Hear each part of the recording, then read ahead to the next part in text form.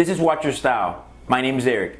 Today I'm going to be doing a review on the Richard Mille RM35 versus the RM11. Now these two watches are very successful models from the brand. Overall, I tend to feel like these are the ones that most people call me and request that they're looking for, both new and pre-owned. There's just not enough of them out there to supply the demand.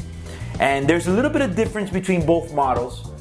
For the most part, the big difference would be between the two is that the RM35 Nadal is pretty much just a manual wound. There's no complication there in the movement. It's got no dial, carbon only. Case is only available in forged carbon. And it's just pretty much got that special cradle system where the movement lies on shock absorbers. Pretty much is meant to play tennis. You know, if you feel like wearing a Richard Mille while you play tennis. Whereas the RM11 is a bit more complicated. It's got a flyback chronograph function with the date and comes in many different options. You know, I did a review video in the past on the traditional RM11 Felipe Massa, which just came in with the standard dial configuration. These particular examples I have here today are more special editions. This one being the Red Demon, only 30 pieces of this one available. And this one being the prototype RM11 Shot Blast in titanium. Pretty much is titanium with a sandblast finish and a DLC coating. So some of the obvious differences are going to be the size.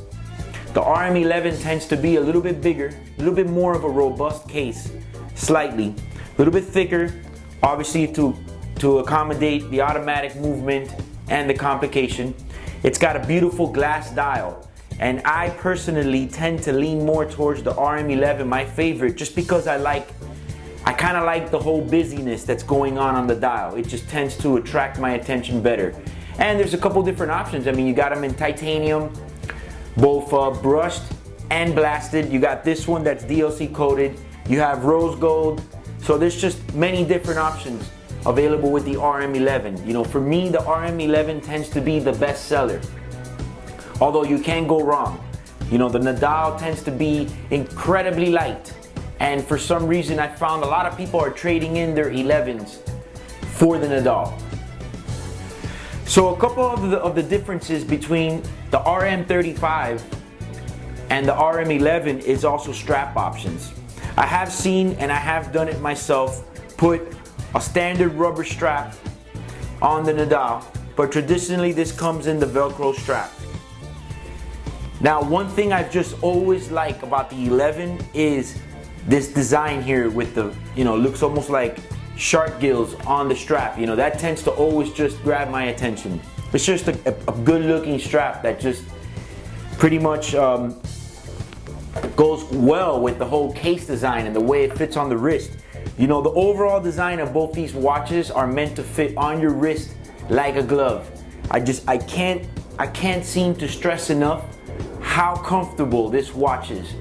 You know, and I've had people tell me, hey, it looks kind of uncomfortable, but believe it or not, this watch is very, very comfortable. It's like incredibly comfortable. You know, it's probably the most comfortable watch I've ever worn in my life. You know, as opposed to some expensive watches I've worn that are very uncomfortable. So when it comes to the strap options between both watches, they are interchangeable. Although the RM35 traditionally comes with the Kevlar on Velcro strap, I preferably love the rubber strap.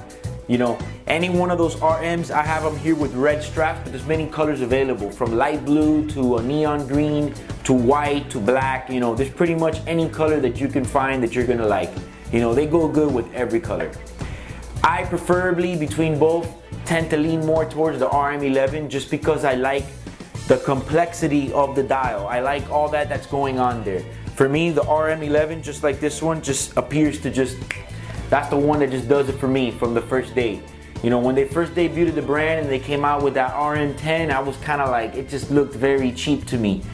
You know, no offense to your RM10 owners out there. It's just that when they came out with the 11, you know, that's the one that really said, wow, that did it for me. You know, so it's hard to choose between the 35 and the 11. They're both heavy players in the game. You know, this is pretty much the pinnacle of the sports model watches, for the ultra luxury sport model watches.